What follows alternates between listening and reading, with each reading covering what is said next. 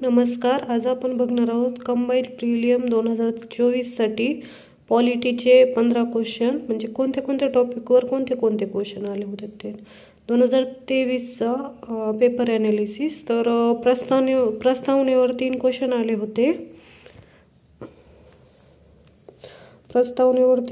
आले होते. मार्गदर्शक तत्वावर एक आला होता. महाधिवक्त्यावर एक क्वेश्चन होता. तर आपण काय केलं पाहिजे, महाधिवक्ता आणि महान्यायवादी दोन्ही कंपॅरिझन करून केलं पाहिजे. नंतर उच्च न्यायालयावर एक क्वेश्चन आला होता. तर उच्च न्यायालयाबरोबर सर्वोच्च न्यायालय पण करून घेतलं पाहिजे आपण. त्याच्यानंतर मूलभूत हक्कावर एक क्वेश्चन आला होता. तर तो म्हणजे कलमासकट आला होता. तर मूलभूत हक्काचे आपल्याला मूलभूत हक्क 12 ते 35 आहेत ना, 12 ते 35.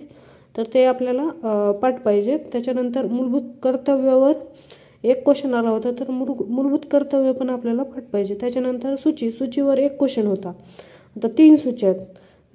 तर त्या तिन्ही सूचीतील विषयावर क्वेश्चन होता. तर ते विषय पण आपल्याला पाठ पाहिजे. त्याच्यानंतर सरकारी आयोगावर एक क्वेश्चन आला होता. तर आपल्याला सरकारी आयोग, पंची आयोग, तर हे आयोग पण आपल्याला व्यवस्थित करून घेतलं पाहिजे. त्याच्यानंतर निवडणूक आयोगावर क्वेश्चन होता, म्हणजे कलम विचारलं होतं फक्त.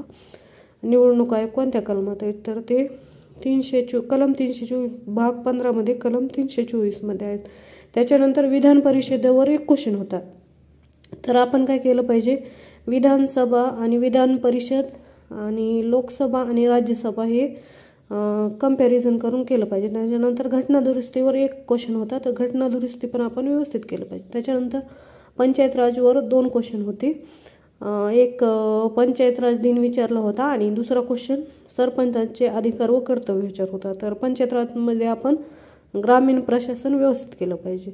तर हे टोटल मिळून किती झाले, 15 क्वेश्चन होते. आणि आणखीन एक त्यात ॲडिशन म्हणून राष्ट्रपती आणि राज्यपालावर कंबाईनला क्वेश्चन विचारला जातो. तर ते राष्ट्रपती आणि राज्यपाल दोन्ही कंपॅरिझन करून आपण केलं पाहिजे. थँक्यू.